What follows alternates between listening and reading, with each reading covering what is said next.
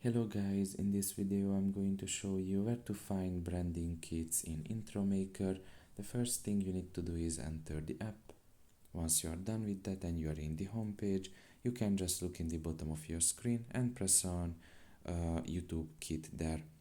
And here you can just find different kind of branding kits, and you can just press on try and you will be able to um, enter to the branding kits page, and you can just try it out.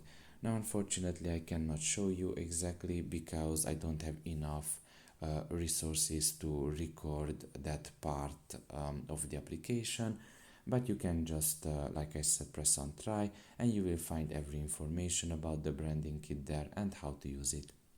So that's pretty much it really. I hope this video was helpful to you. Thank you for listening and see you next time. Bye bye.